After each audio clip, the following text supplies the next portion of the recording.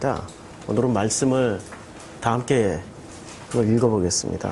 말씀이 육신이 되어 우리 가운데 거하심에 우리가 그의 영광을 보니 아버지의 독생자의 영광이요 은혜와 진리가 충만하더라. 15절 다 같이. 요한이 그에 대하여 증언하여 외쳐 이르되 내가 전에 말하기를 내 뒤에 오시는 이가 나보다 앞선 것은 나보다 먼저 계시니라 하는 것이 이 사람을 가리킵니다 하니라. 우리가 다 그의 충만한 데서 받으니 그 은혜 위에 은혜라라. 24절까지 다 함께 읽어요. 율법 시작. 율법은 모세로 말미암아 주어진 것이요 은혜와 진리는 예수 그리스도로 말미암아 온 것이라. 본래 하나님을 본 사람이 없으되 아버지 품속에 있는 독생하신 하나님이 나타내시느니라. 유대인들이 예루살렘에서 제사장들과 레위인들을 요한에게 보내어 내가 누구냐 물을 때 요한의 증언이 이러하니라. 요한이 드러내어 말하고 숨기지 아니하니 드러내어 하는 말이 나는 그리스도가 아니라는데 또 묻되 그러면 누구냐 내가 엘리야냐 이르되 나는 아니라. 또 묻되 내가 그 선지자냐 대답하되 아니라. 또 말하되 누구냐 우리를 보낸 이들에게 너는 내게 대하여 무엇이라 하느냐 이르되 나는 선지자의 이사야 말과 같이 줄기를 곱게 하라 하고 광야에서 외치는 자의 소리로 하니라. 그들은 바리새인이 보낸 자라. 아멘. 그들은 바리새인이 보낸 자라. 오늘은 바리새인 특집을 할까 하다가 좀 바리새인은 많이 아껴둬야 되는 그런 존재라서 특집에서 좀 제외했습니다. 우리가 바리새를 어떻게 생각할까요? 어떻게 생각하는 게 맞을까요? 바리새를. 도대체 바리새는 어떤 존재일까요? 이 바리새라는 존재를 우리가 알아야 성경을 이해하는데 훨씬 더 도움이 됩니다. 이제까지 바리새에 대해서 성경 공부 시간에 바리새는 역사적으로 포로기 때 시작해서 중간기 시대를 거쳐가지고 예수님 시대에 아주 최고의 권력을 누리던 사람들이다. 뭐 이런 역사적인 의미를 파헤쳐 봤는데 역사적인 의미 가지고는 바리새가 누군지를 잘 모를 것 같아서 오늘은 바리새 특집을 하려다가 예배 시간에 들어오면서 제가 좀 많이 바뀌었습니다. 바리새는 어떤 지식을 붙잡고 있는 사람일까요? 종교적인 지식과 과학 지식과 인문 지식이 있는데 이 중에 어떤 지식을 붙잡고 있는 사람들이 바리새였을까요? 예, 압도적으로 종교적 지식, 종교 지식을 붙잡고 있는 사람들입니다. 이 사람들은 성경을 자기의 논리로 풀어냈던 사람들이에요. 이 사람들에게는 과학 지식이나 인문 지식은 상관이 없어요. 지금도 유대인 중에는 아주 보수적인 유대인들은 어린 시절부터 이 바리새처럼 그 종교 안에 들어갑니다. 그들은 세상과 단절을 하고요. 오직 말씀과 오직 기도로서 자기의 삶을 다 보내버려요. 그들은 세상 학문에 대해서는 완전히 끊어버립니다. 오직 성경 말씀만 읽고 말씀을 통해서 하나님을 알아가는 그 기쁨으로 살아가는 사람들이 지금도 유대인 그룹 중에는 있다는 거죠. 그런데 그 사람들은 이 두 가지를 무시하는 거죠. 과학 지식과 인문 지식을. 바리새가 이랬습니다. 종교 지식만 최고의 지식으로 여겼고 그것만 알면은 지혜와 지식에 통달한다고 생각을 했습니다. 잠언 전체가 지혜와 지식에 대해서 말씀하고 있지 않습니까? 지혜와 지식에 통달하는 그 비결 중에 비결은 뭐죠? 잠언 전체에서 말씀하고 있는 지혜와 지식에 통달하는 그렇죠. 하나님을 아는 것입니다. 하나님을 알면은 지혜와 지식에 통달할 수밖에 없다라고 말하고 있는 게 그게 바로 잠언 전체의 내용입니다. 그러면 하나님을 어떻게 알아갈 수 있을까요? 유대인들은 하나님을 알았을까요? 유대인들은 하나님을 진짜 알았을까요? 최소한 다윗은 알았을 것 같아요. 다윗은 알았을 것 같아요. 최소한 다니엘도 좀 알았을 것 같아. 최소한 요셉도 좀 알았을 것 같고 아브라함도 알았을 것 같고 이런 대표 인물들은 하나님을 알았을 것 같죠. 그런데 문제는 포로기 이후부터 시작해서 예수님 시대까지 하나님을 알았던 사람들이 누가 있었을까요? 포로기 이후에 포로 귀환에서 에스라, 느헤미야 이러한 사람들에 의해서 예루살렘 성전이 재건되고 성벽이 다시 만들어지고 시스템이 만들어졌습니다.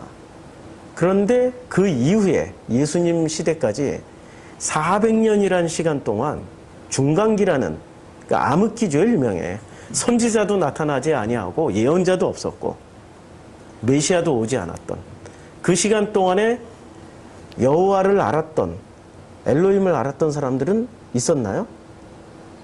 없었다고 성경은 공식적으로 말씀하고 있어요. 그냥 없었어요. 없었으니까 아예 그 기간 동안에 어떤 선지자도 나타나지 않은 거죠.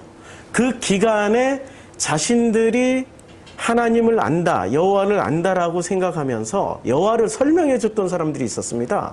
선지자도 하나 태어나지 않았는데 선지자도 하나 나타나지 않았는데 자신들에 의해서 유대교가 유지되고 그 유대교의 전통이 계속 이어지고 있다라고 생각했던 분들이 계셨습니다. 그분들의 이름이 뭐였죠? 예, 그분들의 이름은 바리새였어요. 제가 갑자기 이런 걸 띄워놓는 건 뭐냐면 이게 와셋이라고요.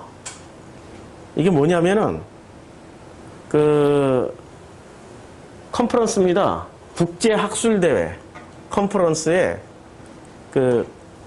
이 사람들이 컨퍼런스 참여하면은 주는 무슨 수여증 같은 거예요.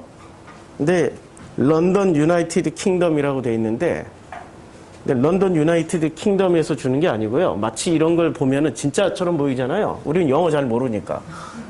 진짜처럼 보이잖아요. 근데 진짜처럼 보이는데 이게 가짜라는 거예요. 얼마나 가짜인지를 뉴스에서 보여주는데 왜 가짜 얘기를 왜 할까요, 제가? 왜 가짜 얘기를 왜 하냐면 바리새 얘기를 하려고요. 예. 연결성을 가져야 이해를 하겠죠.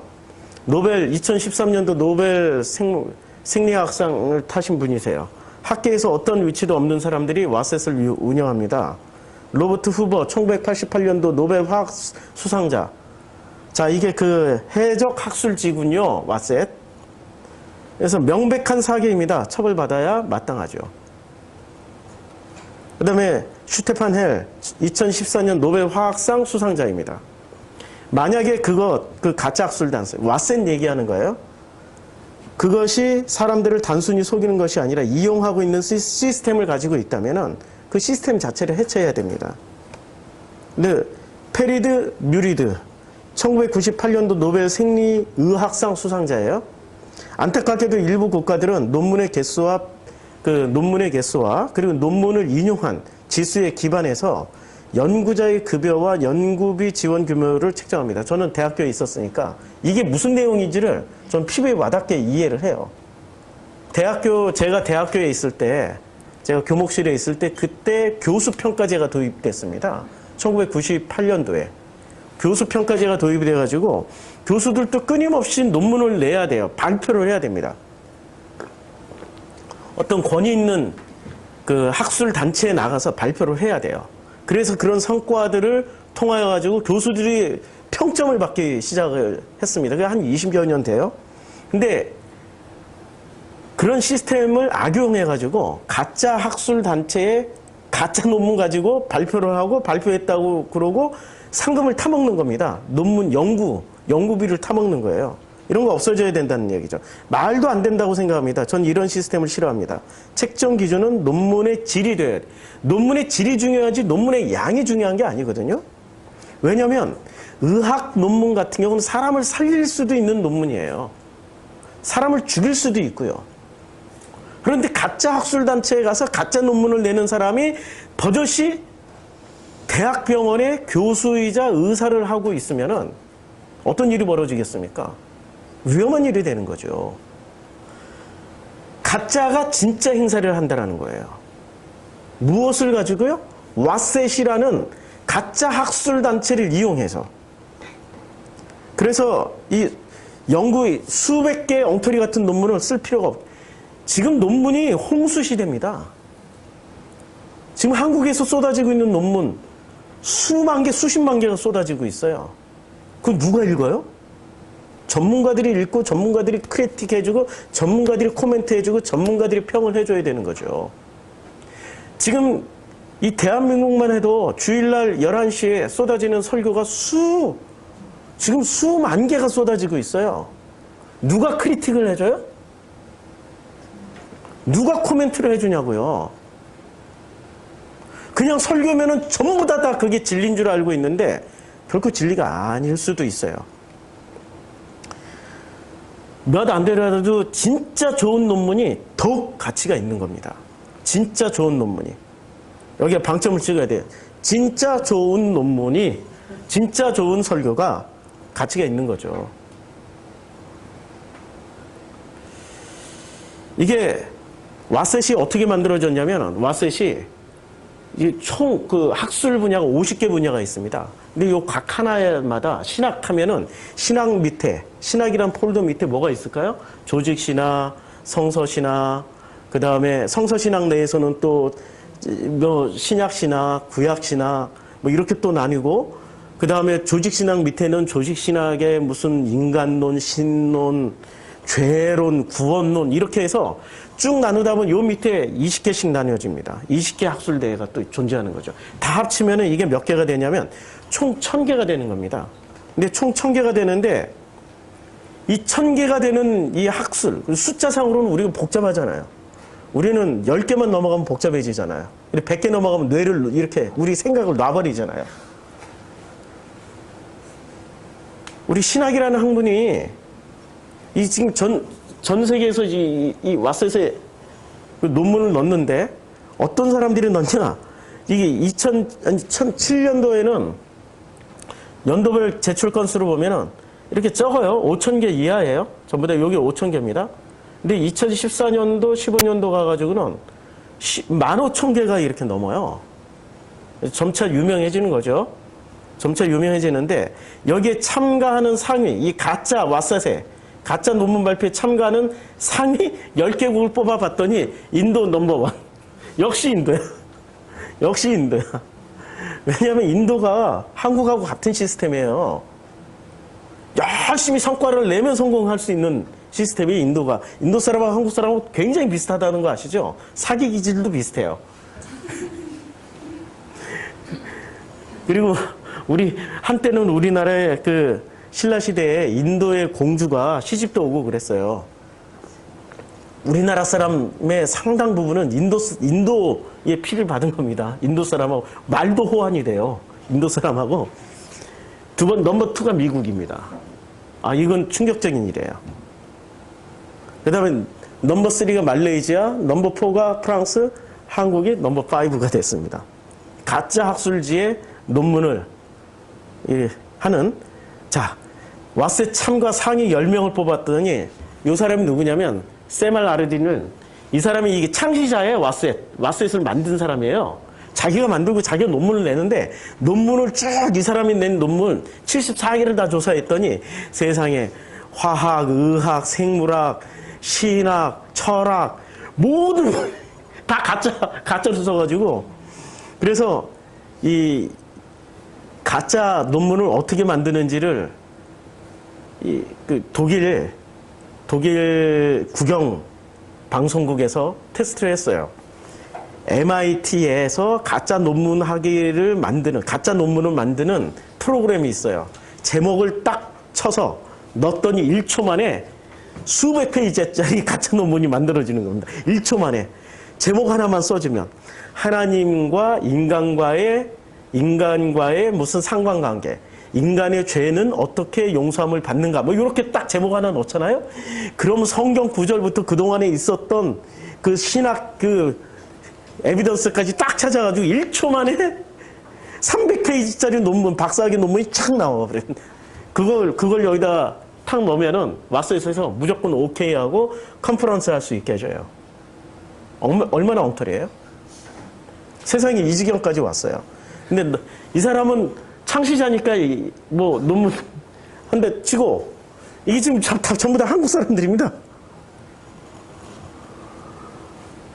참 쇼크죠.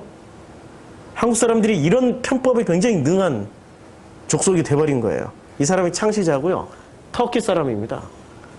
이 사람이 창시자, 아까 말을 했던 74개 논문을 냈던 이 직원이 딱 2명밖에 없어요. 아버지하고 아들 보라 아르디하고 이 와스에서 직원이 딱 2명밖에 없어요. 아버지가 인도하든지 뭐 아들이 하든지 둘이 번갈아 가면서 직원이 딱 2사람입니다. 논문을 내면 무조건 다 오케이.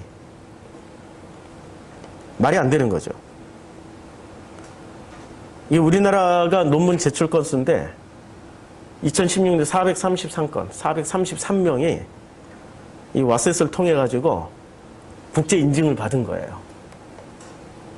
뭐 대학교를 보니까 넘버원이 와셋의 논문 제출 교수가 넘버원이 서울대입니다. 그다음에 성균관대, 연세대, 강릉, 원주대, 경북대, 전북, 국립대가 수두룩 많네요. 명문대일수록 많이 넣었어요. 야, 우리가 그렇게 무시했던 삼국대는 하나도 안 들어갔습니다. 이 삼국대가 좋은 대학교죠. 여기에 지금 이렇게 많이 들어가 있는 대학교가 좋은 대학교가 아니에요. 자체 정화 기능 장치가 없었던 거죠. 왜 이렇게 타락했을까요? 왜 이렇게 타락을 했을까요? 이 사람이 창업주고요. 이 사람이 낸 논문입니다. 컴퓨터, 에너지, 통신, 전자. 어떻게 한 사람이 이걸 다 할 수 있어요? 한 가지만 해도 절대로 못할 일인데. 박사학위 논문. 이게 보라르디. 이게 독일 NDR 기자가 찾아가서 물었죠. 그랬더니 도망가요. 뭐 고발한다 어쩌고 저쩌고 하다가 이러고 끝났어요. 제가 이것을 보여드리는 이유는 이런 거죠. 우리가 익히 알고 있었던 종교 지식만 있으면 온전해지나? 그리고 종교 지식을 검증해보자는 얘기예요. 우리가 알고 있는 종교 지식이 혹시 왓셋 같은 가짜에서 컨퍼런스하고 인정받은 거 아닐까? 우리가 알고 있는 과학 지식이나 인문 지식이 우리는 제대로 된 것을 알 수 있을까? 제가 2012년도에 이집트에 있었고 터키에 있었고 이란에 있었어요. 2012년도 그 어간에 어떤 일이 있었냐면은 그 어간에 지금도 전쟁 중인 시리아 전쟁 초기였습니다. 시리아 전쟁이 2011년도부터 시작해가지고 2012년도에 엄청나게 확산이 됐었어요. 그때까지만 해도 러시아가 개입을 하지 않았고 중국이 무기를 좀 대주는 형국이었어. 이란도 개입하지 않았고. 근데 지금은 시리아 내전이 지금은 미국, 터키, 러시아, 이란 지금 여러 나라들이 사우디아라비아 여러 나라들이 개입해서 지금 국제전이 돼버렸어요. 국제 대리 전쟁. 제가 거기 있을 때 뭘 봤냐면은 터키에서 보도하는 뉴스가 다르더라고요. 시리아 전쟁을 보도하는 취급하는 내용이 다르고 이란에 갔더니 이란에서 다루는 내용이 완전히 달라요. 터키하고. 각도가 완전히 다르더라고요. 터키는 수니파를 옹호하는 입장에서 뉴스를 내고 있었고 이란은 시아파 입장에서 이 시리아 문제를 다루고 있더라고요. 그럼 우리나라에 들어오는 시리아 전쟁 뉴스는 어느 입장에서 그 데이터를 받고 있을까요? 인포메이션을 받고 있을까요? 시아파예요? 수니파예요? 아니면 미국파예요? 예, 확실하게 미국파였죠. 이건 시아 순위도 아니고 미국파예요. 우리에게 들어오는 그 정보가 정확한 정보냐 이거죠. 정확한 정보가 아닐 가능성이 매우 높아요. 직접 그 현장에서 그 현장의 목소리를 가서 전해줄 기자가 없었어요. 시리아 전쟁하는데 우리 기자가 한 명이라도 들어가서 보도한 적이 있습니까? 없어요. 그냥 서방 기자들이 전해주는 그런 인포메이션을 가지고 다 전하고 있는 것 뿐이에요. 우리가 지금 알고 있는 지식은 제대로 된 정보를 지금 우리가 취급하고 있다면 그나마 나아요. 근데 제대로 된 정보도 취급하고 있지 않다라고 생각하시면 돼요.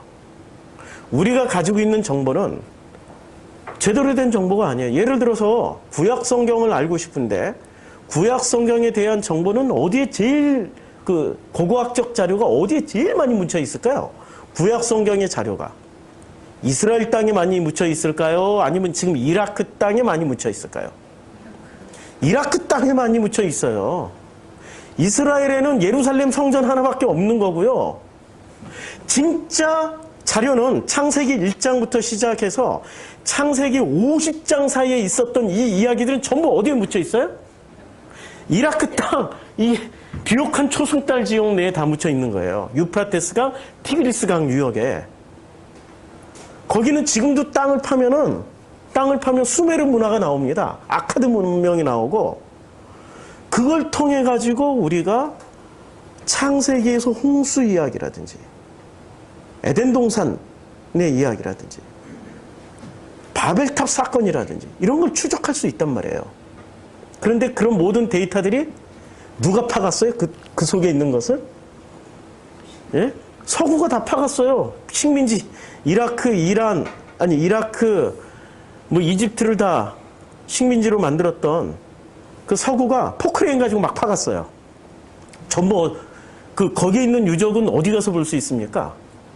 대영 박물관, 베를린 박물관, 루브르 박물관 가야 볼 수 있어요. 그런데 중요한 자료들은 그 사람들이 공개를 합니까? 창고에다 다 처박아 놨어요. 대영 박물관 밑에는, 지하 창고에는 어마어마한 수메르의 점토판들이 있습니다. 몇 개만 전시해 놓은 것 뿐이고 극히 일부만 전시해 놨고 대부분은 거기다 지하 저장고에다 놔뒀어요. 우리 학자들이 가서 보려고 해도 볼 수가 없게 만들어 놨고 우리가 그걸 접근할 수도 없게 만들어 놨어요. 지하 저장고에다 다 넣어놓고, 그리고 지들이 발표하는 것만이 진짜라고 그냥 계속 발표를 해요. 그걸 어떻게 믿어요? 아니 그걸 어떻게 믿냐고요. 자기네들에게 유리한 역사를 만들어가고 있는 게 서구예요. 역사 자체가 왜곡되어 있다니까요. 역사가 가장 왜곡되어 있는 시점은 바로 지금 현재 여기입니다. 역사가 가장 안 왜곡되어 있는 지점이 어디쯤 될까요? 2000년, 3000년, 4000년, 5000년 전으로 거슬러 갈수록 역사는 왜곡이 안 돼요. 왜냐면 이해타산이 안 물려 있으니까. 근데 지금 현재 여기는 이해타산이 다 물려 있고, 정치적 관계, 민족적 관계, 국가적 관계, 혹은 종교적 관계, 모든 관계가 다 얽혀 있는 게 지금 현재 지금이잖아요. 그러니 역사적 사실을 제대로 이야기를 할 수 없죠. 다 왜곡시키잖아요. 그 중에 제일 왜곡되어 있는 지역이 어딘지 아시죠? 한국, 일본, 중국.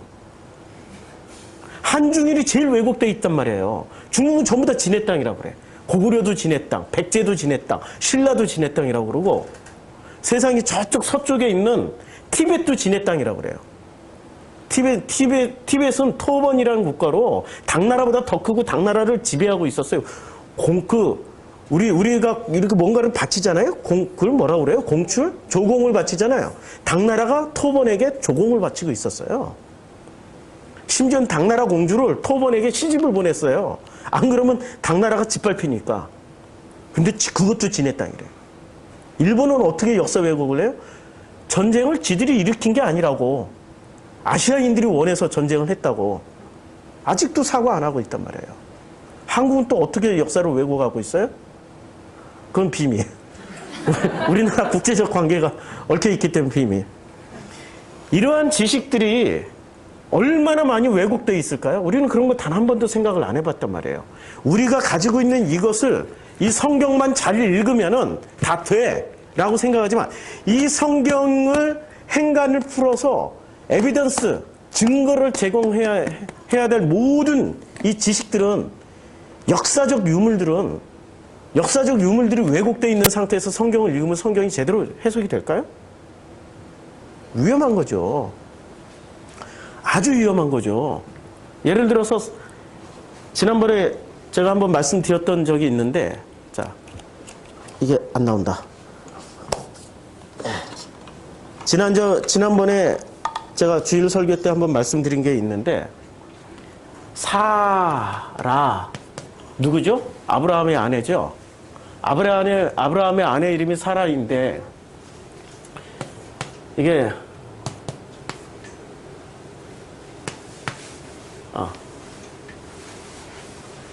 이게 사라이입니다. 사라이.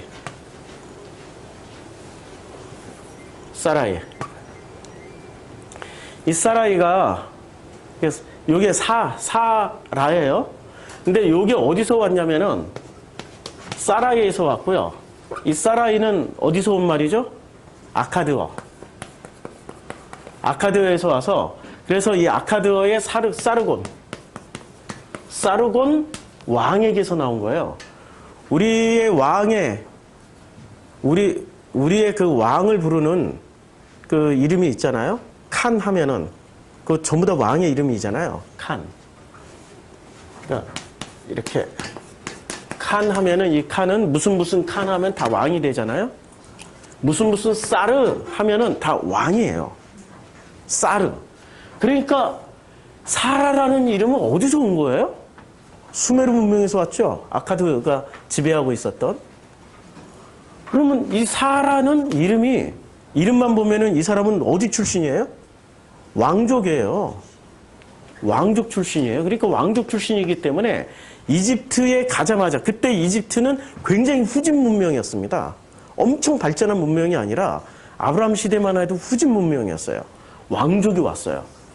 아주 엄청 발전한 지역에 이 왕족이 온 거예요. 왕족이 왔으니 어떻게 해야 돼요? 환대를 하죠. 환대를 하니까 어느 정도로 환대를 합니까? 낙타와 염소와 양을 주어가면서, 소를 주어가면서 환대를 한 거예요. 배경을 알아야 쉽게 이해가 되죠. 근데 우리는 이런 정보를 모르고 있었단 말이에요. 이런 정보를. 우리는 종교적 지식에만 머물렀기 때문에. 근데 이렇게 왜곡된 정보를 가지고 그것도 종교적 지식을, 성경을 논리로만 풀어내면 다 되는 줄 알고 생각하고 있었어요. 성경을 논리로만 풀어내서 종교적 지식만 가지고 있으면 우리는 다 된다라는 착각을 누가 심어줬을까요? 목사가 심어줬을까요? 바리새가 심어줬을까요? 바리새가 심어줬죠. 바리새의 습관 그대로 지금 교회가 따라가고 있어요. 그래서 바리새가 했던 말들 중에 이런 말이 있습니다. 우리 그 하나님이 사람에게 지성과 이성을 허락하신 이유가 있죠. 아니, 생각해보고 판단하라고 주신 거 아니에요? 안 그러면은 우리를 문외화로 만들어서 로봇으로, 인형처럼 만들어서 이 땅에 보내셨을 거 아니에요. 근데 에어컨은 왜 꺼놨어요? 예. 최영희 사모는 이상해, 그냥. 안 추워요. 좀 켜주세요. 추우면 담요나 주세요. 좀 덮고 있게. 여기는 완전히 아열대. 제발 좀 손대지 마세요. 자, 이성을 허락하신 이유는 이성이 없어서 저래. 배려가 없어, 배려가. 앞에는 더워요. 그거 상하만 움직이지 않으면 돼요. 다 세팅해놨어요. 자, 오늘 성경 말씀 중에 그들은 바리새인이 보낸 자라라는 구절이 있었죠. 바리새인이 그들을 보냈어요. 근데 그들이 누구였어요? 레위인과 제사장을 보냈어요. 실제 권력자들은 누구예요? 그러니까 제사장이나 레위가 아니고요. 바리새가 권력자였어요. 바리새가 제사장이나 레위를 누구한테 보낸 거예요? 세례 요한한테 보냈고, 그 다음에 또 누구한테 보내요? 예수한테도 보내요. 계속해서 그 스파이 활동을 좀 하기 위해서. 세상에 제사장과 레위를 뭐로 써먹어요? 스파이로 써먹고 있어요. 스파이로. 그게 바리새의 수준이에요. 굉장한 수준이죠. 절대 권력을 가졌다는 얘기죠. 근데 이 바리새인들은 특징이 있습니다. 무엇을 가지고 얘기를 하죠? 바리새인들이 말을 할 때는 반드시 성경을 가지고 말을 합니다. 반드시. 성경 아닌 것은 말을 안 해요, 이 사람들은. 이 사람들은 움직이는 성경이에요. 교회에서 어떤 목사가 훌륭한 목사예요? 성경만 말하는 목사가 훌륭한 목사죠. 인문학이나 과학이나 이런 거 얘기하면 안 되죠. 창세기 얘기할 때도 오직 하나님이 천지창조를 했다고. 에? 진화론은 잘못됐다고. 창조론만 주장하고. 이래야 훌륭한 목사죠. 바리새인들이 그랬다니까요. 성경만 가지고 말을 했어요. 그들은 절대 성경에서 벗어나지도 않았고요. 벗어나도 장로들의 유전과 전통에 근거해서 말하기 때문에 그분들은 오직 성경으로만 말하는 셈이 되는 거예요. 근데 제가 경험해 보니까 신앙생활 지금 55살 신앙생활 50년째 제가 교회와 신학계에서 이 목사들 세계에서 다 경험해 보고 나니까 제일 조심해야 될 사람이 어떤 사람인지 아세요? 성경만 가지고 말하는 사람. 진짜 무서워요. 그 사람은 어떻게 성경의 심판 구제로 그렇게 많이 뽑아내는지 세상에 화 있을진저 뭐. 이 독사이 자식들아. 성경을 많이 알고 아는 사람일수록 사랑이라고는 없어. 뭐만 있어요? 심판만 있어. 자기가 하나님이 된 것처럼. 그래서 우리 이게 누가 쓴 글이냐면은 바리새가 쓴 글이에요. 아버지께서 우리에게 자비로이 베풀어 주신 선물을 당신의 무관심과 게으름으로 말미암아 파괴버리고 없애버리면 안 될 것입니다. 여기서 당신이 누구예요? 아버지께서 만들어 주셨어요. 당신이 누구예요? 자기 뺀 나머지 사람들. 여기서 뭐로 바꿔야 돼? 바리새인은 당신이라고 쓰고 진짜 복음을 알고 있는 사람. 우리의 무관심아. 우리로 바꿔야죠. 나 빼고 다 심판 대상이에요. 나 빼고. 이게 바리새인들이 했던 말들인 거죠. 비슷해 보여도 관점이 어디 있느냐를 찾아야 되는 거예요. 왜 자기는 빼냐고, 심판 대상에서. 왜 빼죠? 성경을 많이 알고 있고 체험을 많이 갖고 확실하게 믿고 있으니까.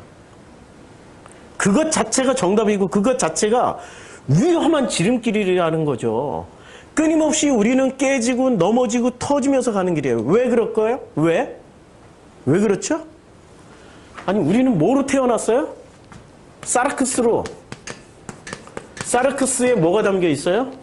사르크스에 로고스가 담겨서 왔습니다. 그러면 우리는 사르크스일까요? 아니면은 우리는 그 소마일까요? 우리 자신은 사르크스예요.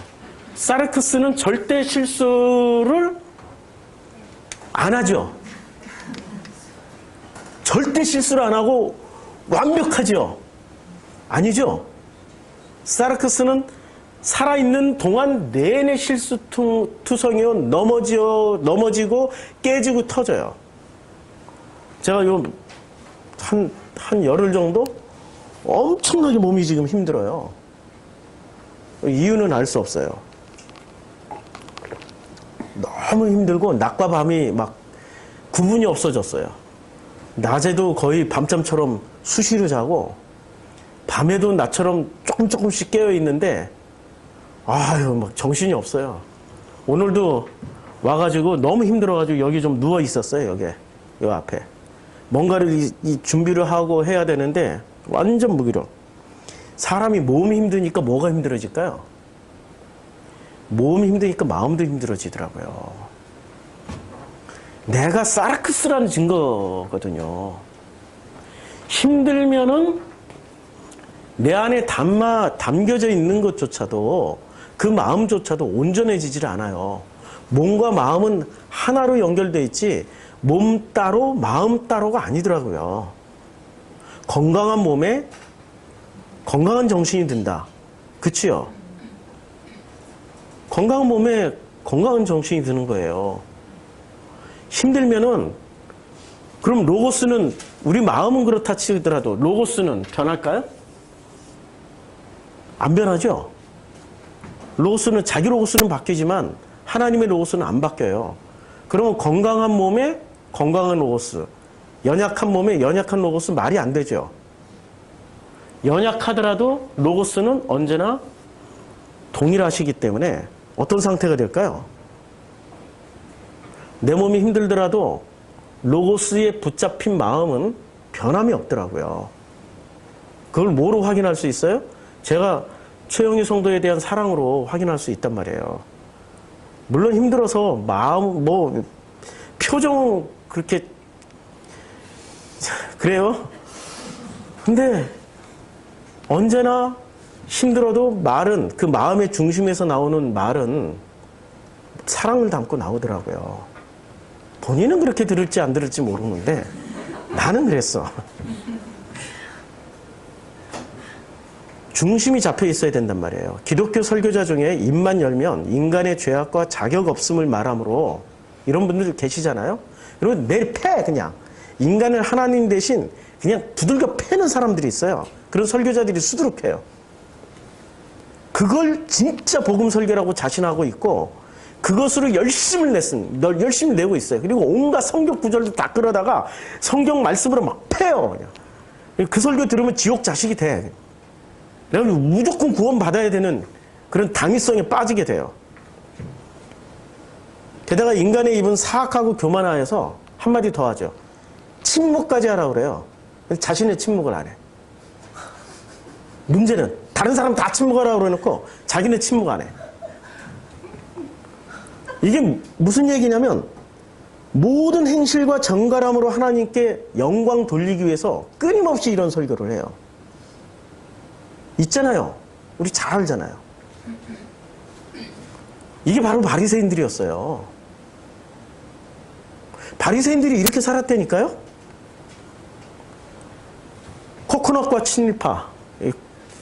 무슨 얘기냐 하면은 코코넛이 뭔지 아시죠? 우리 성경 공부 참석하신 분들은. 코코넛은 겉은 까맣고 속은 하얘요. 흑인들 중에 나는 흑인이지만 실제는 백인이야 라고 착각하는 흑인들이 엄청 많아요. 제가 짐바브웨에 있을 때 특히 기독교인 이 흑인들 중에는 자기를 백인이라고 생각해요. 왜냐하면 그들과 똑같은 신앙 고백을 하고 있고 백인들과 똑같은 신학을 가지고 있기 때문에 와, 자기가 진짜 백인인 줄 알아요. 내가 아시아에서 온 목사라고 그러니까 거의 백인처럼 이렇게 내려다보면서 와, 자기가 백인이야 완전히. 행동이나 말하는 건 똑같아. 백인이야. 완전히 이 영국 백인 그것도. 여왕님 하면 막 눈물까지 흘려. 영국 여왕님. 예수 앞에서 눈물 안 흘리는 그런 목사가, 그 흑인 목사가 영국 여왕님 소리 나오니까 막 눈물 흘리면서 열광을 해요. 아주. 자기가 백인인 줄 알아요. 친일파는 또 어떤 사람이에요? 친일파는 어떤 사람입니까? 한국인인데 자기가 일본인처럼 행세하는데 일본 사람보다 더 일본인처럼 행세를 해버려요. 진짜 일본인처럼 되려고. 그런데 백인보다 더 백인처럼 생각하고 행동하지만 그 사람은 흑인일 뿐이에요. 그걸 코코넛이라고 불러요. 일본인보다 더 일본인처럼 보이려고 행동하지만 사실은 한국인일 뿐이에요. 바리새가 딱 이런 사람입니다. 진짜 자신들은 피조물인 인간인데 누구처럼 행동해요 지금? 하나님처럼 행동해요. 착각을 깨세요.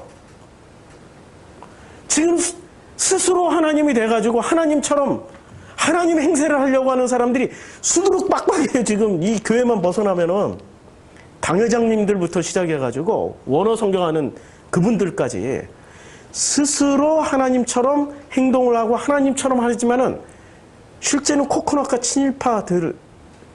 그냥 껍데기만 무늬만 하나님처럼 보일 뿐이에요. 그 차라리 바리새 정도만 가면은 칭찬이라도 받지. 바리새 정도의 수준의 목사들이 지금 대한민국에 한 1000명만 된다. 이야, 대한민국 교회 부흥 엄청나게 할 겁니다. 바리새 수준의 목사만 되더라도. 주님이 바리새에게 하신 말씀 중에 하나가 그릇의 겉만 닦고 속은 닦지 않는구나. 지금 한국 목사들은 그릇의 겉도 안 닦고 속도 안 닦고 얼굴만 닦아. 그러면서 설교는 내리까 그냥. 내리쳐. 막 패대기를 쳐요. 그게 복음 설교라고. 복음은 뭐죠? 두들겨 패는 거예요? 품어주는 거예요? 사랑이란 말이에요. 복음은 품어주는 사랑이란 말입니다. 근데 저도 까잖아요. 저도 까잖아요. 누구를 까요? 바리새를 까죠. 예수는 오셔서 누구만 까고 갔어요? 절대로 세리와 청년한 사람들은 안 까고 갔어요. 그거 아세요? 예수는 바리새만 패고 갔어요. 저도 지금 바리새만 패고 있어요. 지금. 오늘날의 바리새들만. 우리 성도님들 얘기 아니에요. 지금 바리새 얘기예요. 하나님 흉내를 내는 그 바리새들은 결국은 그들도 피조물일 뿐입니다. 이 바리새의 언어 중에 이런 언어가 있습니다. 영광 돌리라고. 바리새는 말끝마다 하나님께 영광 돌리라고 그래요. 와, 우리가 어제 그저께 저기 우연하게 서초역 3번 출구로 이게 마을버스 탔더니 서초역 3번 출구에다 내려주더라고요. 서초역 3번 출구 딱 내리면서 경악을 했어. 이게 그 말로만 듣던 교회구나. 와, 어마어마하더라고요. 야, 그 지하 통로로 연결돼 있더라고요. 3번 출구에 나오자마자 바로 교회 들어가는 입구 있는데 들어가다가 섬뜩했어요.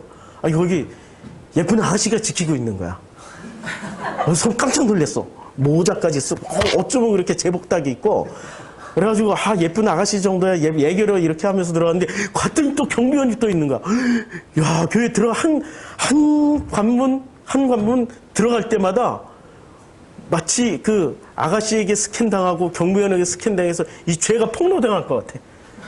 와, 거기에 또 앉아서 이렇게 뭔가를 쓰고 받는 또 분이 한 분 계세요. 거기다 뭘 이렇게 기록하라고 그러고 뭘 하라고 그러고 겁이 나는 거예요. 혹시 내 속에 있는 게 들킬지는 않을지. 그 교회는 그렇게 했다면서요. 뭐 하나님께 영광을 뭐 이렇게 건축하고 나서 하나님께 영광을 맞죠? 아니, 하나님이 하셨습니다. 라는 말로 영광을 돌렸죠. 하나님이 하셨습니다. 바리새 언어 중에 최고의 언어가 제 입버릇처럼 나오는 언어가 영광 돌려라예요. 요한복음 9장 24절에 이에 그들이 맹인이었던 사람을 두 번째 불러서 이게 도저히 이 사람이 왜 눈을 떴는지를 알 수가 없었어요. 어차피 눈을 떴어. 어차피 눈을 뜬 거야. 창세 이래로 이렇게 속여 눈 뜬 사건이 없었다라고 지들이 얘기를 해. 성경을 한 번도 안 읽은 것들. 성경대로 말하고 성경대로 생각하고 성경을 가지고 얘기를 하는 그것들이 창세 이래로 한 번도 눈 뜬 사건이 없었대. 그러면서 그들이 이런 얘기를 하는 거예요. 너는 맹인에게, 눈뜬 소경에게, 너는 하나님께 영광을 돌리라. 이게 바리새들의 언어예요. 우리는 사나 죽으나 누구를 위해서 삽니까? 하나님께 영광 돌리기 위해서 산단 말이에요. 사나 죽으나. 진짜 좋은 신앙인들은 하나님께 영광 돌리기 위해서 산다고요. 근데 이 바리새인들이 그렇게 살았던 사람들이에요. 우리는 하나님께 영광 돌리기 위해서 살까요? 하나님이 우리에게 영광을 주는 하나님이 우리에게 주시는 영광을 받으려고 살까요? 그렇죠? 지난번에 제가 3번째인가 4번째 설교에서 했어요. 요한복음. 하나님이 주시는 영광을 받으려고 우리가 사는 거지 우리가 하나님께 영광을 돌리기 위해서 사는 게 아니에요. 예수는 내가 영광을 취하러 온 게 아니야. 하나님이 주시는 영광을 받으러 왔다라고 요한복음에 수도 없이 얘기를 했어요. 영광의 주체가 인간이 아니고 영광의 주체가 하나님이시고 그 하나님이 주시는 영광을 우리가 받는 거예요. 이 대목에서는 한번 찾고 넘어가야 될 것 같아. 다들 다 처음에 다 이렇게 딜리트 하셨죠? 깨끗하게. 다 잊으셨죠? 자꾸 이렇게 딜리트 하셔야지 제가 또 이렇게 설교를 길게 할 수 있습니다. 자꾸 지우세요. 자꾸 지우시면 자꾸 이게 찾아서 보여드립니다. 자, 영광이라는 단어를 요한복음에 나오는 영광이라는 단어를 다 찾았어요. 다 찾았더니 제가 몇 개만 읽어드릴게요. 다 읽어드릴 수는 없고 자, 요한복음 5장 41절에 나는 사람에게서 영광을 취하지 아니하노라. 누구에게서 영광을 안 취해요? 사람에게서 절대 영광. 자, 5장 44절 너희가 서로 영광을 취하고 누가 영광을 취해요? 너희가 서로 니네들 인간과 인간끼리. 그러니까 교회에서 영광 돌리는 거 보면 너무 웃기지도 않은 무슨 쇼 같아. 와, 막 목사님한테 영광, 목사님 뭘 잘했어. 이렇게 박수를 쳐. 그러면 목사는 또 십자가에 대해서 이러고 있어. 너무 무슨 웃기지도 않은 쇼예요. 서로 영광을 취하고 있는.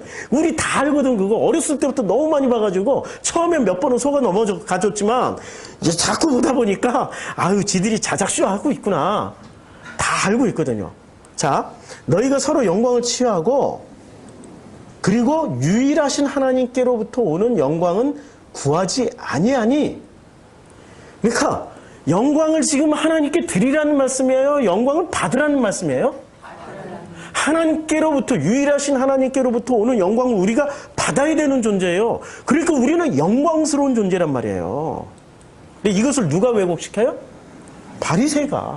훌륭하세요, 바리새가. 얼마나 훌륭하신지. 이 영광을 취하는 이 영광이라는 관점에서 보면은, 자, 예수를 볼 때, 우리가 예수의 어떤 기능을 보고 믿습니까? 교회 왜 나와요? 예수 믿으려고 나오죠? 예수를 왜 믿어요? 아니, 예수를 믿어야 구원을 받으니까. 그럼 예수하고 구원과의 관계가 어떻게 됩니까? 예수와 구원.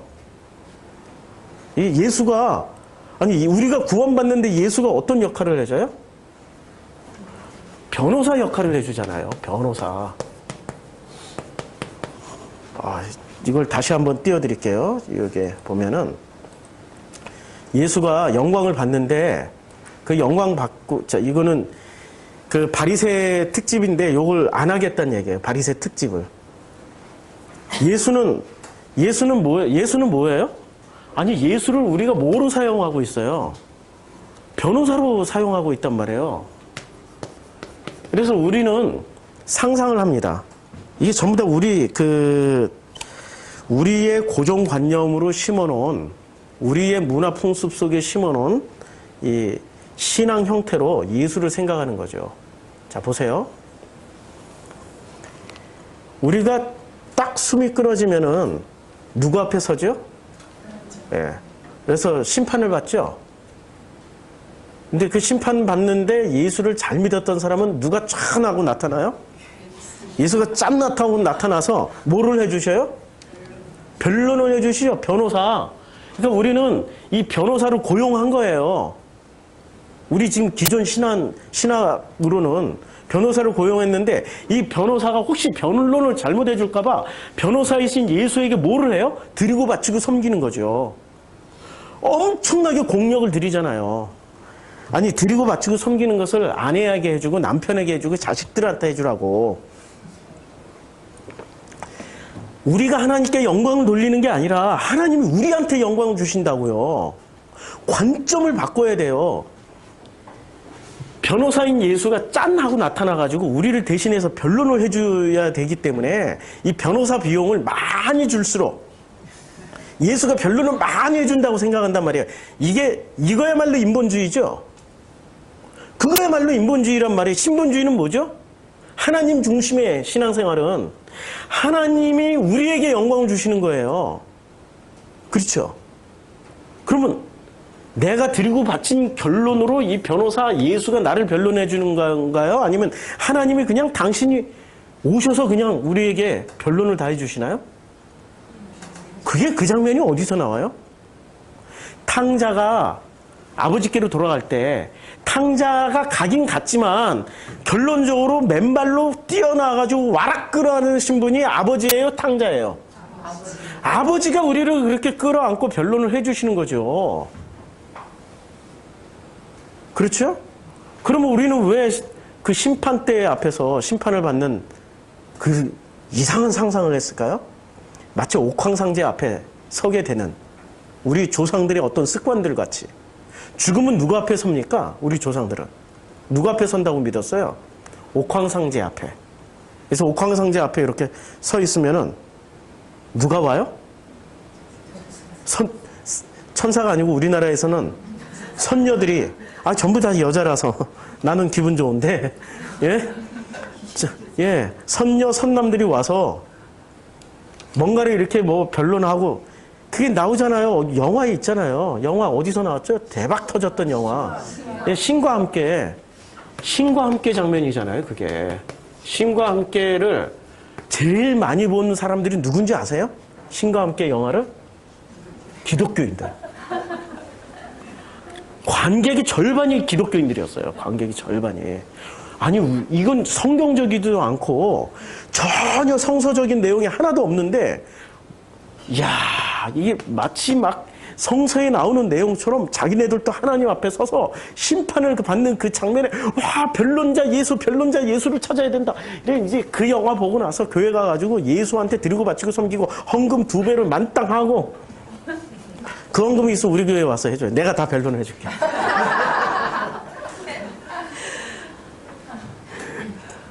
뭐가 굉장히 이상하게 잘못된 거죠?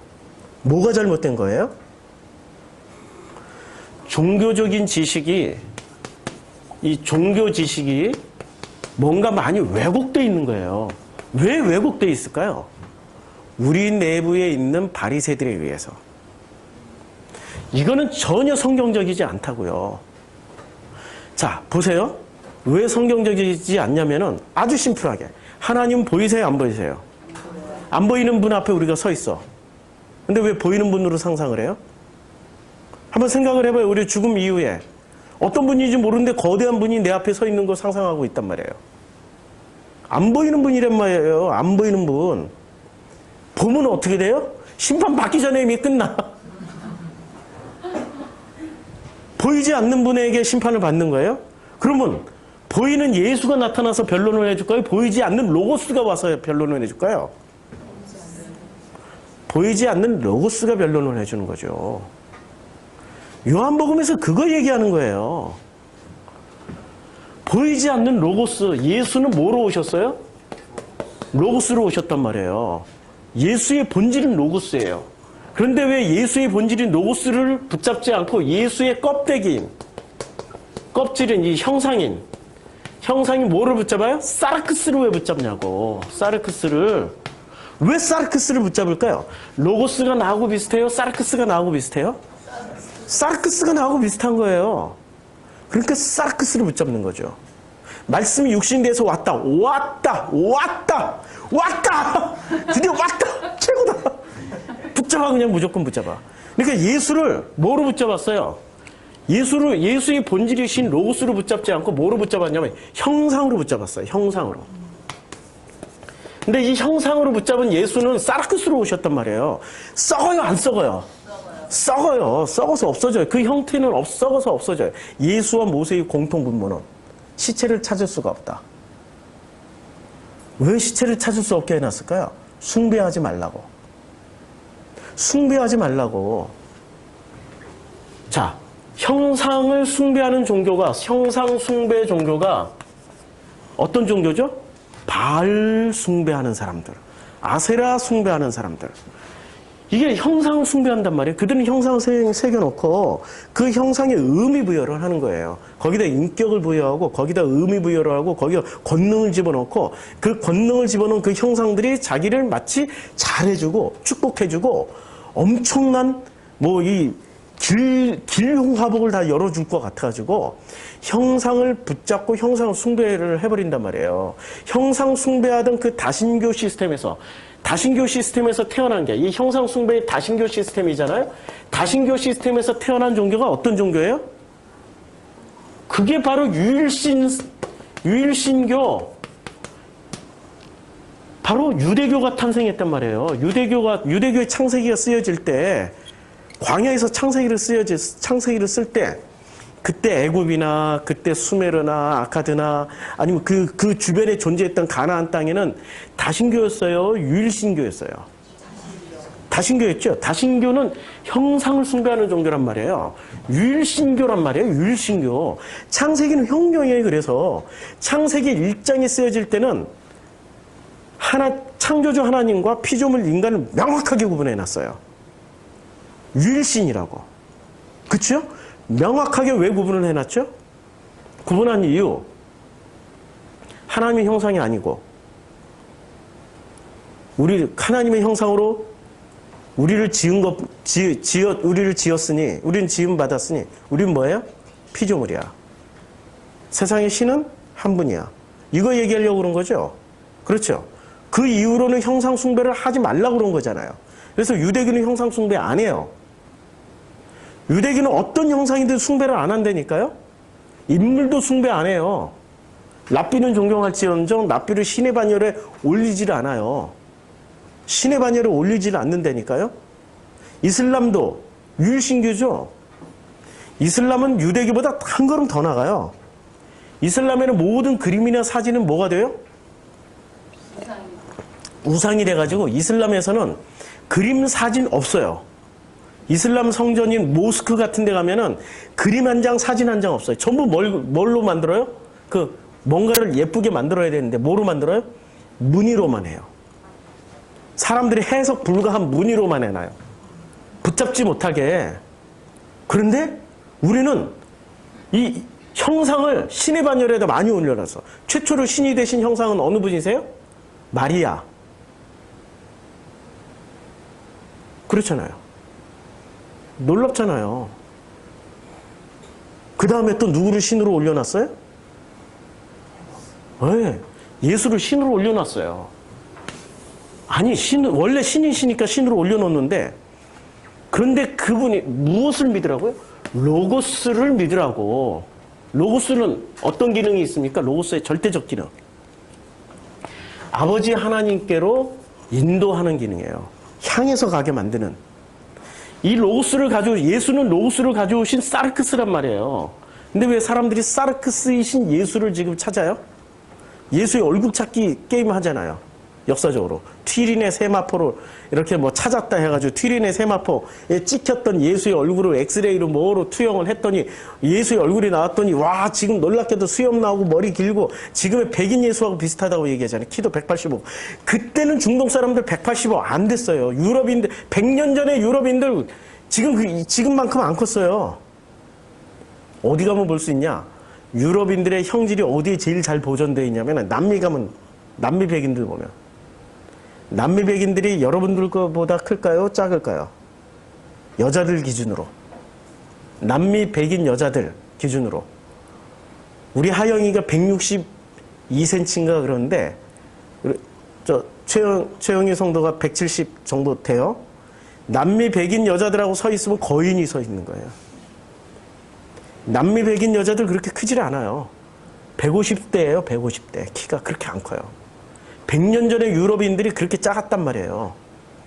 근데 어디서 이상한 거 거인 같은 튀린의 세마포 하나 찾아가지고 여기에 예수의 형상이 적혀있다. 왜 그렇게 형상 찾기에 열중하죠? 뭔가 본질이 많이 뒤틀려 있는 거예요. 우리 속에 뭐가 전달되고 있어요? 우리 속에 복음이 전달되는 게 아니라 우리 속에 뭔가를 붙잡고 싶어하는 안타까운 불안감이 지금 전달되고 있는 거예요. 그 불안감을 누가 전해줬어요? 바리새인들. 예수 사후에 예수가 돌아가셨습니다. 예수가 돌아가시고 그리고 초대교회 때 초대교회 중심에는 누가 섰습니까? 예? 초대교회 중심에 누가 섰어요? 모르세요? 초대교회 중심에 선 사람들. 예? 사도들이 섰어요? 아니면 누가 섰어요? 아이고, 이게 엉뚱한 게. 예, 사도들이 섰어요? 아니, 성경은 그렇게 얘기 안 해요. 사도행전을 읽어보면은,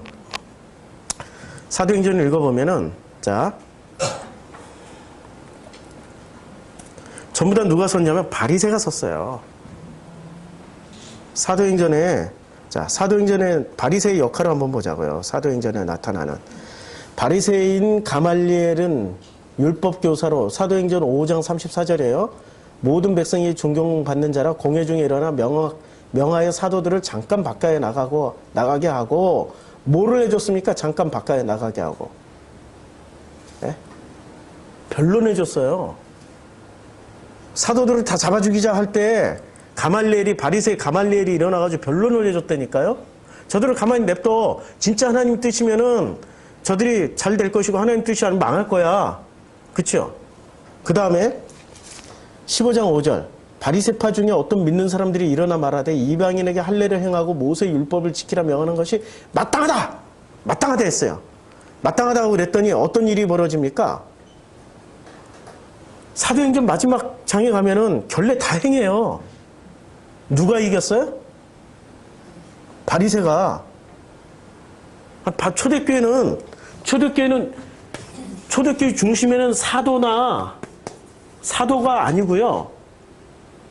바리새가 중심이었어요. 바리새 중에 바리새라고 말씀하셨던 분이 누구셨죠? 바울이잖아요. 바리새 중에 바리새가 모든 권력을 다 잡았다니까요. 실제 내용물은 바리새가 잡았어요. 그런데 문제는 이 바리새가 건너온 바리새냐 안 건너온 바리새냐 이게 문제죠. 건너온 바리새였어요? 안 건너온 바리새였어요? 안 건너온 바리새들이었어요. 자, 그 바리새인들이 이제 우리가 지난번에 설교했던 내용 중에 나오는데 사도행전에 드디어 바울이 예루살렘으로 갑니다. 예루살렘으로 갈 때 두 명의 크리스찬을 바울에게 사도들이 보내요. 결례를 행하고 와라. 그랬더니 어떻게 했습니까? 바울의 평소 소신대로는 절대 안 돼 했는데 어떻게 했어요? 결례를 행하고 왔어요. 결론적으로 초대교회 중심에는 누가 서 있었어요? 이 사람들은 보이질 않아, 바리새는. 오늘 또 장면에 보여요, 안 보여요? 그러니까 사람들을 보냈는데 누가 보냈어요? 바리새가 보냈어요. 바리새의 특징은 그림자처럼 이래요. 하나님께 영광 돌리기 위해서. 자신들이 전면에 나서 하나님의 영광을 가로채지 않으려고. 늘 숨어서 일하는 사람. 국정원 직원들이야. 늘 숨어서 일해. 음지에서 일하고 양지를 지향해.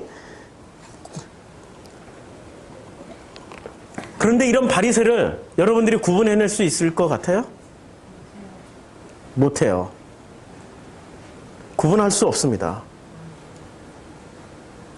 여러분들이 최고의 신앙인이야라고 꼽는다면은 최고의 신앙이냐 이렇게 꼽을 수 있는 사람이 있다면은 그런 분들이 눈앞에 나타난다면 그분은 거의 바리새인이라고 보시면 돼요. 거의 바리새인. 그럼 바리새인과 안 바리새인을 구분하는 방법 뭐가 있을까요? 사르크스 안에 로고스가 담긴 거예요. 진짜 로고스를 담고 있는 존재는 어떤 모습을 가지고 있어요? 구분된 거룩한 모습으로 나타나는 게 아니라 어떤 모습으로 나타납니까? 구분된 거룩한 모습이 아니라 놀랍도록 나와 똑같은 모습으로 나타나요. 넘어지고 깨지고 실수하고 아파하고 상처받고 병들고 힘든 모습으로 나타나요. 예수가 그런 모습으로 오셨다고요. 예수가 그런 모습으로 오셨기 때문에 채찍 맞을 때 아팠고 넘어지면 무릎이 깨진 거고 가시관을 쓰면 피가 흘렀던 거예요. 사르크스로 왔기 때문에. 그런데 우리가 지향하고 있는 게 바리새를 지향하고 있을까요? 아니면 말씀이 육신이 돼서 오신 예수를 지향하고 있을까요? 아니 우리가 지향하고 있는 바를 한번 다 보자고요. 아주 간단하게 우리가 지금 뭘 추구하고 있는지. 뭘 추구하고 있어요? 죄 안 짓고 날마다 성경 공부하고 날마다 기도하고 날마다 새벽 기도하고 날마다 교회에서 밤낮으로 사는 것을 원하시죠? 목적은 뭐 때문에? 구원받으려고. 이게 우리의 최고의 지금 키워드가 이겁니다. 구원받기 위해서 뭐를 해요? 자기의 일상생활을 포기하는 사람들. 이런 사람들이 누구였죠? 이런 사람들이 바리새였고 그 이후에는 수도사들이었어요. 제가 물어볼게요. 수도사가 더 많이 깨달을까요? 애 한 10명 낳고 키우는 부모가 더 많이 깨달을까요? 예? 누가 더 많이 깨달을까요? 엄마가요. 엄마가 훨씬 많이 엄마는 교회 안 다녀도 이미 해탈했어. 니르바나 다 이루었어. 복음이 뭔지를 알아. 근데 그 10명의 자식 다 왼수인데 그 10명의 자식 깨물어서 안 아픈 자식이 없어. 그 자식 하나하나 때문에 밤잠을 못 자. 이미 누구 마음을 품고 있어요? 호로고스를 주신 아버지의 마음을 품고 있어요. 이미 10명의 자식을 낳아서 키우면. 수도사는 누구만 만나요? 수도사들끼리만 만나. 그럼 뭐를 대결해? 수도사들끼리 만나가지고 침묵 대결하는 거지. 누가 더 오래, 누가 더 센 말씀을 가지고 있나? 누가 더 센 체험을 했나? 바리새가 했던 방식이 그대로 갔고, 요게 그대로 지금 어디로 흘러 들어왔어요? 개신교로 흘러 들어왔다니까요. 개신교로. 그래서 경건한 사람들일수록 꼭 뭐를 세웁니까? 있잖아요. 무슨 두섭 원장이라고 뭘 만들어요? 수도원 만들어요. 수도원. 경건한 사람들이 있어. 우리 교단에도 수도원 만드신 분 계세요. 학교 교수님이셨다가 그러다가 뭐가 이렇게 학교가 좀 부정부패가 많잖아요. 그러니까 깔끔하게 다 정리하고 탁 나가셔가지고 교수직 탁 내려놓고 수도원을 만드셨어요. 대단하신 분이시죠. 수도원을 만들어서 겸손하게 조용하게 살려고 그러는데 지금 보니까 제자들이 교수할 때보다 진짜 목숨 걸고 따라다니는 제자들이 훨씬 많아. 전 세계 다 제자들이 다 생겨버렸어. 수도원 무슨 1기, 2기, 3기, 4기 뭐 수도원 몇 개 해가지고 지들끼리 파당이 돼가지고 교단 내 또 다른 실세가 돼버렸어. 교단을 개혁하자 무슨. 바리새가 제일 먼저 부르짖는 얘기가 무슨 얘기인 줄 아세요? 개혁하자야, 개혁하자. 뭘 개혁해요? 유대교를 개혁하자. 개신교가 제일 많이 부르짖는 얘기가 뭐죠? 개혁하자. 구분이 됩니까? 바리새하고 지금 기존의 교회하고 이렇게 섞어놓으면 있잖아요. 바리새가 언제나 넘버원 당회장감이에요. 근데 다행스럽게 요새 교회는 너무 타락해가지고 너무 타락해서 바리새 같은 분들을 뽑질 않아. 너무 타락해가지고 바리새 같은 분을 뽑는 게 아니라 지들같이 타락한 분을 당회장으로 세우잖아요. 과거에 좀 놀았거나 과거에 껌 좀 씹고 오렌지를 많이 마셨거나 이런 분들을 당회장으로 뽑잖아요. 대형교회 당회장 중에 제 몇몇 분들은 제가 알고 있거든요. 옛날에 좀 빨았다는 거, 이게 뽕을 빨았다는 거. 그거 다 알고 있는데도 뽑아줘요. 왜냐면 자기하고 똑같으니까. 근데 아이러니가 있어요. 여기서 생기는 게 구분과 지난주에 했던 내용을 연장선상이에요. 구분과 통합이라는, 자, 통합. 자, 구분은 왜 하죠? 바리새의 본래 특징이 뭐였어요? 예, 구분하는 자들이에요. 뭘 자꾸 구분해. 거룩한 것을 만들기 위해서 자꾸 죄나 쓸데없는 거 안 좋은 것들을 자꾸 잘라냄으로 인해서 자꾸 구분을 해요. 이 백목을 가장 순수하게 만드는 여러 가지 색깔이 섞여 있어요. 막 이렇게 묻혀가지고 여러 가지 색깔이 섞여 있어요. 이 백목을 가장 순수하게 만들려면 어떻게 해야 되는 겁니까?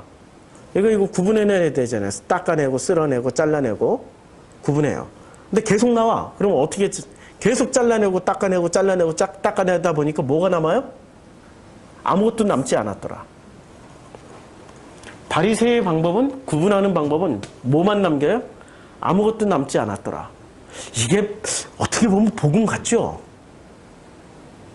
아니, 어떻게 보면 복음 같잖아요. 우리 그런 설교 많이 들었잖아요. 우리는 똥이에요. 먼지예요. 없어져야 돼요. 사라져야 돼요.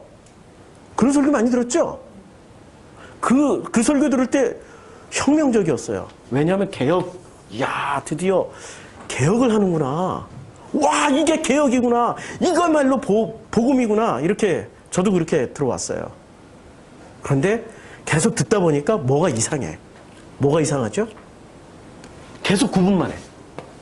아마 그분이 살아계셨으면 통합으로도 갔었을지도 몰라요. 근데 요건 이제 제 몫이니까. 바톤 터치해가지고 제가 받았어요. 자, 이 통합은, 구분하면 전부 다 뭐라고 생각하면 돼요? 아, 그들이 파리사이스, 구분하는 자들이구나. 개혁하자, 진보하자, 뭐 이렇게 확 뒤집어서 혁명을 하자. 그러면 그런 분들은 바리새야. 근데 우리는 그런 분들이 없어서 지금 교회가 타락했다고 그러잖아요. 그런 분이 없어서 교회가 타락한 게 아니라 아버지의 마음으로 하나가 되는 그 통합하는 사람들이 없어서 타락한 거예요. 사랑이 없어서 타락하는 거지. 사랑이 있으면 왜 타락을 하겠어요? 자식 열 낳은 엄마가 자식을 나누겠어요? 너는 나쁜 놈, 너는 못된 놈, 너는 죄지어서 오지 마. 넌 내 자식이 아니야. 이래도 내 자식, 저래도 내 자식이란 말이에요.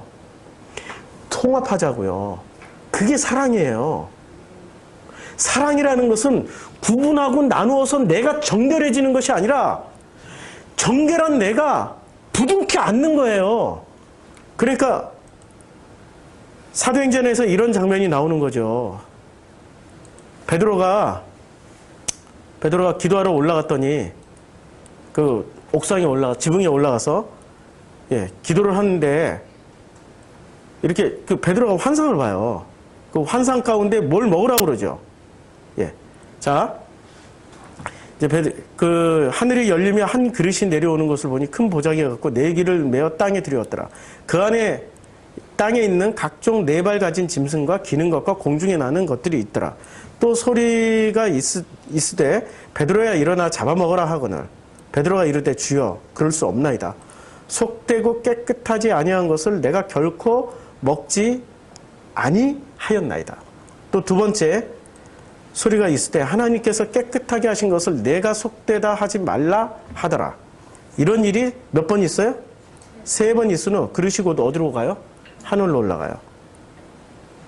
베드로가 본 바 환상이 무슨 뜻인지 속으로 의아해하더니 마침내 고넬료가 보낸 사람들에게 집을 찾아가서 이제 문을 열어요. 자, 주님이 뭘 먹으라고 그랬어요? 구분된 깨끗한 걸 먹으라고 그랬어요? 구분되지 않은, 나누어지지 않은, 다 섞여 있는 것을 먹으라고 그랬어요? 우리가 성경에서 취할 것은 그러면 구분된 깨끗한 것을 먹어야 돼요? 아니면 섞여 있지 않은 통합된 것을 그냥 먹어야 돼요? 예? 섞여 있는 것을 그냥 먹는 거예요. 성서는 그래서 다 섞여 있어요. 그래서 성서에 어쩌면 그렇게 불경한 얘기가 많이 나올까? 세상에 나는 오나니 이야기를 고등학교 때 읽고 얼마나 쇼크와 충격에 빠졌는지. 모르시죠, 오나니? 예, 모르시죠? 안 읽었으니까. 예. 오난. 찾아보세요, 오난 이야기. 제가 여기서 말하면은 바리새적 사고방식을 가진 분들은 어떻게 목사 입에서 저렇게 불경한 성서에 나왔다고, 성경에. 오나니 이야기가 성경에 나와 있다고요. 어떻게 그냥 유다가 자기 며느리 다말하고 잠자리를 같이 하냐고. 그것도 다 구분해내고 싶어 하세요. 이 바리새들은 개혁을 성경에서는 뭐만 남기기를 원해요? 이분들이 원하는 거는 성경에서 선한 것만 남기길 원하세요. 선한 거. 그러니까 이분들이 추구하는 것은 선을 추구하겠죠. 근데 내가 추구하는 건 뭘 추구를 해요? 복음은 사르크스예요. 사르크스는 먹으면 싸는 거야.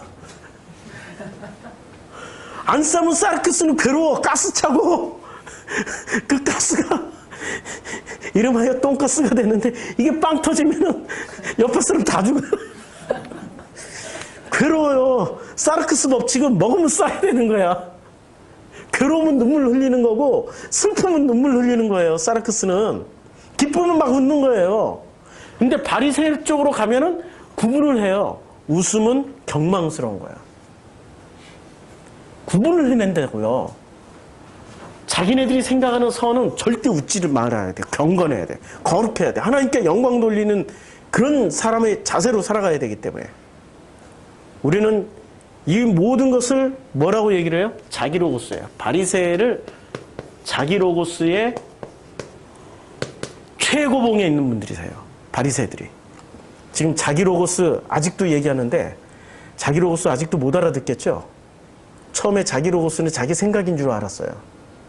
근데 나중에 자기 로고스를 계속해서 들어가다 보니까 자기 로고스의 뿌리가 어디까지 닿아 있어요? 바리새까지 닿아 있어요. 그러니까 자기 로고스의 모든 근거지는 어디서 나오냐면 바리새의 그리고 자기 로고스의 근거지는 어디서 나와요? 전부? 성경에서 나옵니다. 자기 로고스인지 아닌지를 어떻게 확인하냐고요? 나는 성경으로 말을 하기 때문에 자기 로고스가 아니야. 나는 성경만 말하기 때문에 나 자기 로고스가 아니야. 자기 로고스 맞거든요. 자기 로고스 맞아요. 우리나라에 들어온 기독교는 어떤 기독교가 들어왔습니까? 근본주의 기독교가 들어왔단 말이에요. 원래 기독교의 종류가 되게 많아요. 근본주의 기독교가 있고 복음주의 기독교가 있고, 우리나라에 들어온 기독교는 전부 다 근본주의 기독교인데 근본주의 기독교라고 하지 않고 자기들을 복음주의 기독교라고 얘기를 해요. 속이고 있어요. 근본주의, 복음주의만 하더라도 칼바르트 공부한다니까요. 폴틸리 공부해요. 복음주의 기독교는. 근데 근본주의 기독교이기 때문에 칼바르트를 뭐라고 얘기를 합니까? 저 이단의 괴수야, 저거. 저거 공부하면 안 돼. 저 자유주의 신학의 대명사야. 칼바르트를 아주 그냥 작은 짓밟아 놓고 있단 말이에요. 칼바르트 정도만 해도. 칼바르트는 아무리 읽어도 이분은 진짜 복음주의자예요. 칼바르트는. 벌써 칼바르트 옹호했다고 이 설교 듣는 분 중에 어떤 분들은 바리새처럼 구분할 거야, 벌써. 개혁을 하자고. 자, 우리의 복음주의의 이 근본주의의 뿌리는 지금, 근본주의는 한마디로 말하면 뭘 하는 거냐? 성경을 읽는 문자 그대로 보자야. 문자 그대로. 근데 이 문자 그대로 보자가 개혁적인 사람들 속에까지 치고 들어오는 거예요. 그래서 이 문자 그대로가 개혁적인 마인드는 가졌어. 뭔가는 벗어나고 싶어. 바꾸고 싶어. 근데 바꾸려고 보니까 뭘로 어떻게 바꿔야 될지는 모르는 거예요. 복음을 모르니까.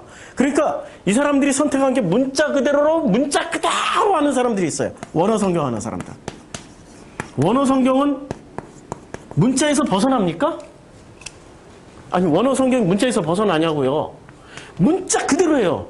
문자에다 뭘 여기다가 플러스 문자에다가 신비까지 더해가지고 여기다 뭘 성스러운 어떤 권위까지 부여를 해요. 근본주의의 또 다른 변형이에요. 이런 사람들이 교회를 개혁한다고요? 이런 사람들이 교회를 개혁한다고요? 기껏 하는 짓이 찬송 부르지 말고 기도하지 말자. 본질이 뭔지도 모른 채 뭐를 하고 있습니까? 껍데기만 없애면 된다고. 그릇만 딱 짜고. 이들이 바리새인이니까요. 자기 로고스의 그 뿌리에는 바리새가 있습니다. 이 바리새의 후예들이 지금도 복음을 가장해서 자기 로고스를 하나님의 로고스인 양 속이고 들어오고 있습니다. 더 이상 속아 넘어가지 마십시오. 바리새의 로고스일 뿐입니다. 그것을 자기 로고스로 취하는 순간 우리는 하나님을 뭐로만 보게 되냐면 나의 아버지, 나를 품어주시는 내 삶의 모든 것, 나와 함께 하시는 나의 아버지를 보지 않고 나의 구원을 위해서 변론해 주시는 변호사 예수쯤으로 생각하고 배우고 있는 거예요. 그분을 형상으로 붙잡고 가고 있는 거죠. 그분은 본질인 로고스로 오셨어요. 요한복음을 계속 거듭해서 읽고 계시죠? 요한복음 계속 거듭해서 읽고 계시는 분은 요한복음 안에서 발견할 겁니다. 예수는 형상이냐 로고스냐? 답이 딱 나오죠? 예수는 로고스로 오셨어요. 이제까지의 공간복음서가 하지 못했던 이야기. 공간복음서는 어쩌면은 형상 예수를 많이 얘기를 했어요. 인격 예수. 근데 요한복음은 혁명을 일으킨 겁니다. 로고스로 오신 예수. 그리고 그 로고스를 우리가 받았다면은 로고스를 받은 우리는 호데우스를 향하여서 가고 있는 겁니다. 가고 있어요. 왜냐하면 예수를 아버지께로 인도하셨던 그 로고스를 우리가 보았기 때문에 아버지 안에 그 예수 안에 있던 아버지의 영광을 본 우리로서는 그것을 확신할 수 있는 겁니다. 예수가 수시로 얘기했죠. 나를 보았으면 아버지의 영광을 보았다. 그게 예수라는 인격체가 아니라 예수 안에 있는 그 로고스를 보았으면 아버지의 영광을 보게 되는 겁니다. 이제는 우리가 가는 길은 자기 로고스를 버리고 이제는 하나님이 우리에게 주신 진짜 그 로고스를 통하여서 이미 아버지 품 안에 들어가 있어요. 그걸 체험하면서 살아가는 것이 이 삶의 현장입니다. 그래서 삶의 현장은 곧 예배의 자리입니다. 그 예배의 자리를 충분히 체험하면서 살으시기를 기대합니다. 기도하겠습니다. 네. 아버지 하나님 감사합니다. 참으로 놀랍게 요한복음이란 말씀을 우리에게 주셨고 그 요한복음을 통하여서 이제는 이원론의 뿌리와 우리 자기로고스의 뿌리인 바리새까지 이제는 파고 들어갔습니다. 이제는 바리새를 넘어서서 정말 우리에게 주신 그 생명의 로고스를 통하여서 그 생명의 말씀이신 그 로고스를 통하여서 이제는 우리가 아버지 품에 안겨 있는 것을 체험할 수 있도록 축복하여 주시옵소서. 예수님의 이름으로 기도드렸습니다. 아멘.